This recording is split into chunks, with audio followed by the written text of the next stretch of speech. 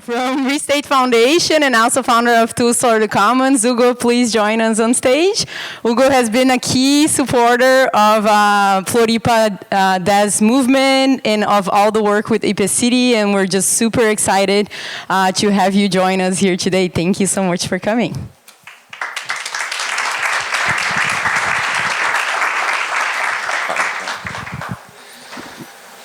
Hi everybody. So how are you doing this morning? Great?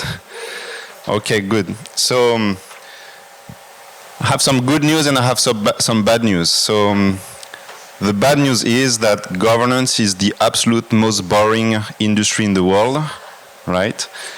So I'm going to try to make it sexy and try to understand to all of you why it actually matters and why I completely changed my mind about this industry. Can we make it full screen? I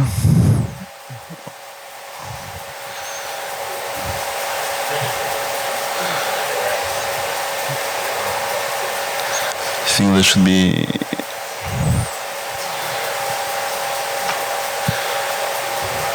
I think it's going to be visually better to make it. Okay? Let's give them a break. Ask AI, maybe AI. Yeah, this one. Okay, let's make it full screen. All right.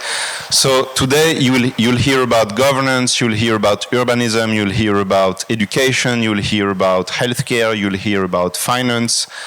But the main reason I'm actually interested in the space is not AI, is not crypto, is not anything very technical that you'll hear today. The reason I like governance is actually because that's the industry of life. That's, we are all, as sapiens, we are social animals. And as social animals, we create completely different sort of things, of stories.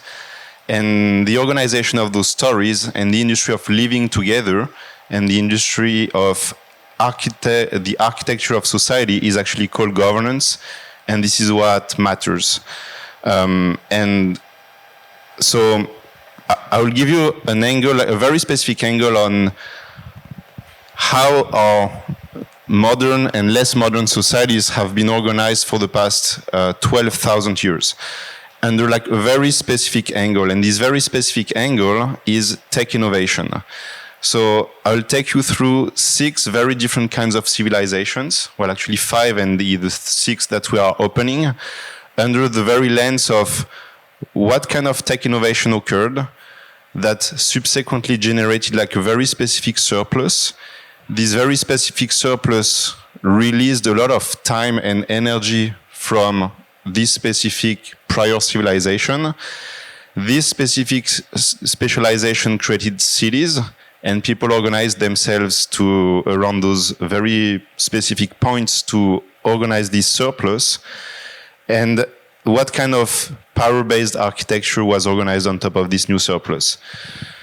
So 12,000 years ago, we had the first massive civilizational shifts from nomad to settler and from hunger to temples. So that was the first very big surplus generation. And the technology that released this was essentially the domestication of plants and animals. And then the daily hunts for hunter-gatherers was over. And then this created like the first surplus. And then to make the ledger of accountings of this first surplus, there was like the very first taxation ledgers, the very first elementary writing. And this created the first surplus that enable to store a bit of plants, to organize and plan basically food supply chains through animals. And this was the very first structure of civilization, post-hunter-gatherer, with this initial technology. The second one was around 800 to 300 BC, the Greek age. And then the main lemma of civilization was harmony through wisdom. And the way this civilization and structure works was mostly based on a few technologies, so iron tools, maritime trade, mostly for the Greeks to dominate the Mediterranean highways and increase substantially transportation. And with this, a lot of surplus and abundance was created. And all these created, all those surplus were channeled toward a very specific third place that was the agora. And the agora in the Greek age was an open market, a civic assembly, a philosophical school. This is where people were talking. This is where merchants were trading. And this is where citizens were arguing. And this was the place with the highest density of ideas per square meter in human history back to 300 BC. And the core philosophy was really this virtue, and people were training a lot this wisdom. Then we had two very specific ages that followed like a very similar network controlled and civilizational design. That was both the Roman age, 300 BC to 500 AD, and the feudal age, 500 to 1200 AD. So for the Romans, it was all about peace through order. So when a Roman woke up, he was actively pursuing peace and order. And the technology that enables that were a network of roads, Roman aqueduct. And the third place, all the surplus was channeled toward the forum. So the Romans, they had those forums. And in that place, they had courts, they had markets, they had temples, they had speeches, and they were actively pursuing what they call pax lex, which was the product of order. And it's very substantial in the conception of the state today. Not so different, we had in the feudal age this network-based approach, and people were actually pursuing truth through God. That was the main objective of the concentration of surplus. So all the surplus from a very specific information network of the church and the new pilgrimage route were actually channeled to build cathedrals. And cathedrals were the absolute third place where all the energy and the wealth of this civilization was channeled toward the cathedral, which is where justice happened, community assembled, and this was the highest building in every city, concentrating wealth. And then we had a fourth chapter that was the Gothic age. So in the Gothic age, I would say the motto was redemption through faith.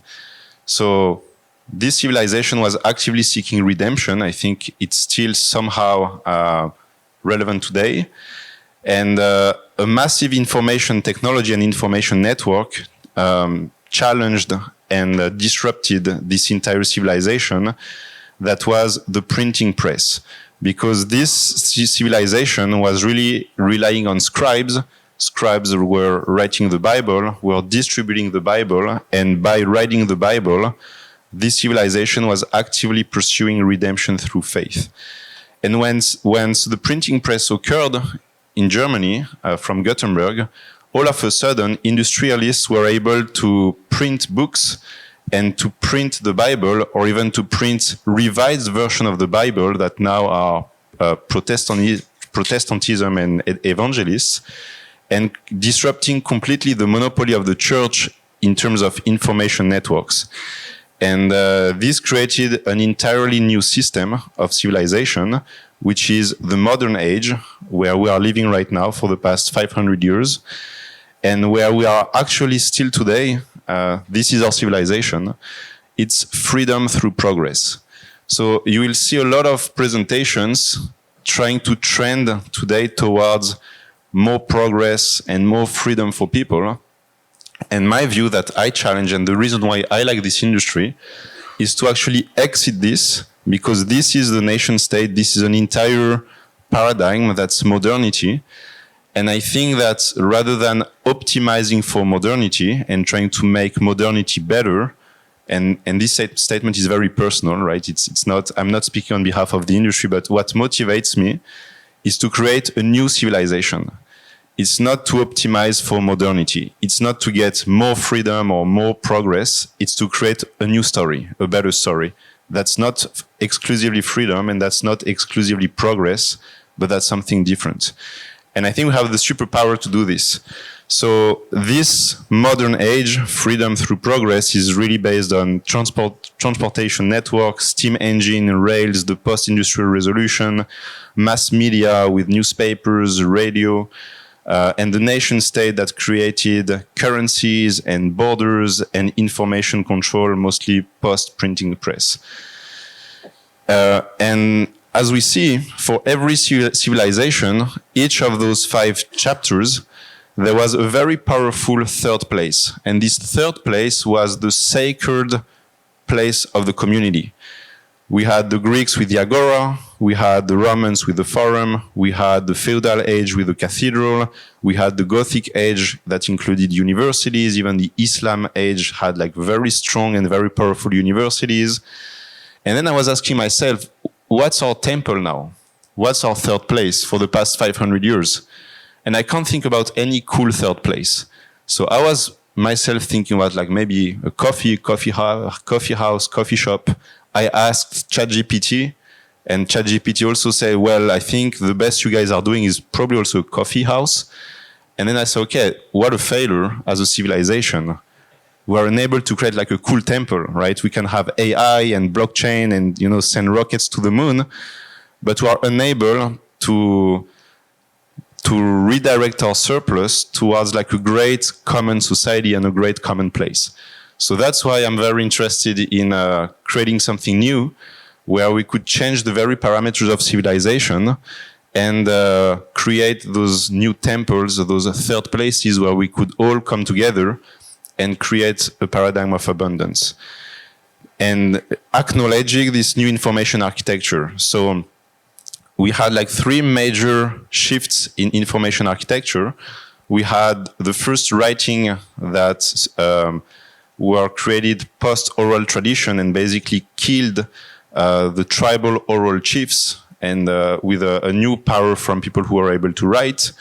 We had then the church being disrupted on its information technology with the advent of the printing press. And now we have new information technologies. We have the internet, and the internet is the next information architecture disruption. And this is what's happening with the internet. Information flows at the speed of light. Everybody can connect to anyone in the world instantly. We are able to communicate without borders.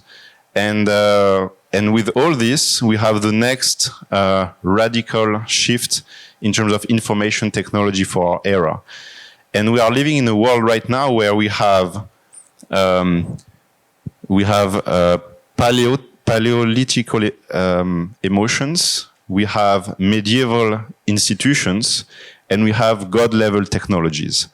And that's a very big problem. And that's probably why we are unable to build anything better than a coffee shop as a sacred place to come together. So we have here our God-level technologies, but our God-level technologies with AI and rockets and blockchains need to be accompanied by a significant uplift in ethical and conscious development. And this is not happening. We are still behaving with our paleolithical emotions and medieval institutions. And this gap is actually the reason why Jean was showing you this big mismatch between our architecture of public goods and the ability, to send messages on the internet and rockets to the moon and to Mars. And this is what we need to fix, because without this adjustment in consciousness and ethical development, we won't be able to switch from a paradigm of fear to a paradigm of love. And this is what we need to come together. And that's why I don't like to talk about tech. I don't like to talk about finance. I would like to talk more about the why all this matters. And this matters because as a main objective, we need to be able to switch from coercion to inspiration, to me, to we, to repression, to empowerment, to exclusion, to inclusion, to materialism, to true wealth, from taking a bigger share to creating a bigger world, and from closed first to open hand. And as entrepreneurs, we have this superpower. As leaders, we have this superpower. And this is the main KPI we should be pursuing. Not an IPO, not an ICO, not a Forbes, not a cool political title, but this is what we should be actively going for.